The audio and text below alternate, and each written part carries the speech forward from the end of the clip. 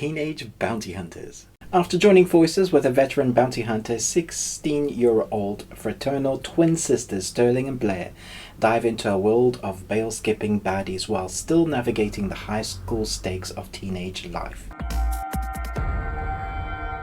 And welcome to the Ruby Tuesday. My name is Ruben, and this is my review for Teenage Bounty Hunters, a Netflix original series. I have some insight to one of the main themes of these two girls' lives. So they come from a very Christian background. Their school is very Christian, is very, you don't have sex until you're married, you don't drink, it's abstinence, it's all like Bible school, it's all that kind of stuff. And my background is fully that, not to quite the extent of that, but my parents still run churches, have created multiple churches. They were in full-time ministry in South Africa. So my growing up background is that. So I definitely see some of the themes in that. So I think maybe that's where I relate to this content maybe more than some others. Even though it's about twins, teenagers, I think the contrast between the storylines here is what makes this really good. Then you have the creator of the series, who's also the writer, and so she really is gripping every part of the story. You have 10 episodes, about 50 minutes long per episode, depending on the storyline, and it's basically a counter opposite worlds colliding. So you have these two girls, twins, who are like just kind of, you know, how twins are supposed to be, just really hooked together, love each other so much. It's a very great relationship. You feel like they really know each other. They are in each other's lives, in the ins and outs. They want to know when each other is seeing the next guy, what's happening in each other's lives, who's going to lose their virginity first. That seems to be on their mind. Twinswear. And so while navigating high school in this very Christian background, you have them needing to, because of something that happens, catch this guy to give them some money, and they find that they're actually pretty decent at being bounty hunters, although they know nothing about it. And so that's where they meet up with Bowser. And I have to say, the actor, Kadeem Hardison, you're just weird. For me, he is my favorite character in this, because where you have these two 16-year-old teens, they're very lively, they talk about things that make him cringe, and if you're a 40-year-old man like me, there's a lot of stuff there that make me cringe, even the way they are, their mannerisms, their speech, what their lives is centered on. There's a lot of stuff that they go on. It's like, whoa, I don't need to know that. And that, the Kadeem character, Bowser, man alive, his responses to having them thrust in his life is hilarious. So when those two teens are together with Bowser, and the way they react, the way they respond to it, there's a lot of, I'd like to say chemistry, but it's acting chemistry, where when they're on screen together, it's really funny. And that's what took me by surprise about the script, the dialogue, especially in the script of this. It's so fresh, it's so quick and snappy and witty, that there's a lot of times I was catching up to what they said and realizing, oh, okay, that's funnier than I thought.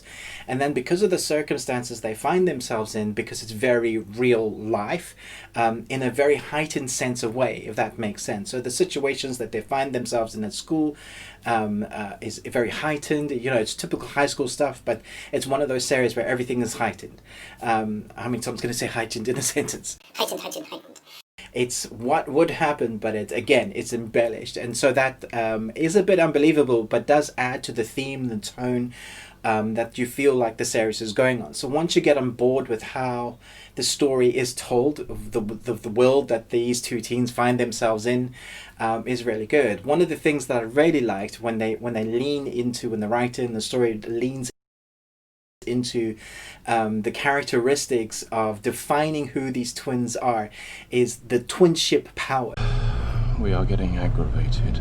Yes, we are. So every now and again they find themselves in a situation where they need to interact with each other, and they have this kind of contra zoom slow motion thing where they turn and look at each other. It doesn't matter if they're a few meters away, and they're able to communicate, and you get to hear what's happening in their mind. And I thought those bits were hilarious, really added, like it was like another an arrow in your quiver, like another little nice little nick in your niche for this series that makes it go, oh yeah, okay, this is pretty funny. I really like the development of these characters. But that's not to say you don't know what these characters are. They only really get fleshed out in the latter half. There's some of the Bowser character, I think episode 4, where it starts getting developed, and there isn't a major arc. It's basically it's like an episodic nature for each episode, which is they're going to catch a bounty, obviously the nature of the series.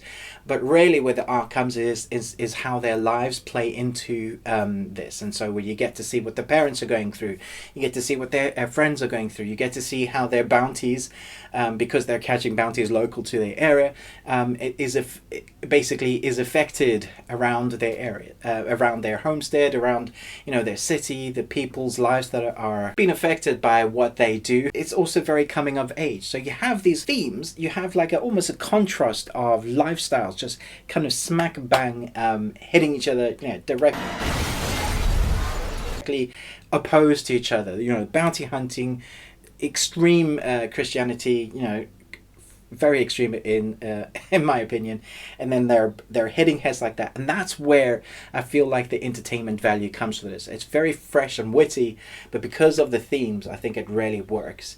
I found it pretty easy to watch, and obviously there's a young demographic for the main protagonist, but that doesn't mean anybody really can watch this and find it entertaining. I'd say teens and up. From the adult characters to the side characters, they all are very well written, and a lot of them get some backstory, not as much as I would like. Obviously the story is around Bowser and these two teens, and that's where the action lies, that's where the story lies, and that's where it's mostly developed as you'd expect. I thought it was very good. I really enjoyed it, much more than I expected to. I was thinking, 10 episodes seems like a lot for the series. Maybe they should have started out with the 6 like Netflix normally does with new IPs, new series, but they went with 10, and I'm glad they did. Let me know in the comments below what you thought. I'm going to give my rating in a minute, but I'd love to know what you guys think of these reviews. Are you enjoying them? Is there anything you'd like to see me implement? Always love your feedback. I hope you find my channel entertaining. Are you not entertained? We try and put a lot of effort into it, so I don't just do normal editing styles. I like to add a little comedy if I can. Is this not why you are here? Rather than just a talking head, I like to add in a few clips. I like to just kind of make it a bit more fun, so you're listening, you're watching, and you're having some entertainment value. That's why sometimes it takes me longer to do a bit of an edit. It just depends on how much time I have. So I hope you appreciate the effort that I go through in doing these, and it's just my opinion, so you might differ. That's okay. I love talking about film and TV series, everything entertainment really.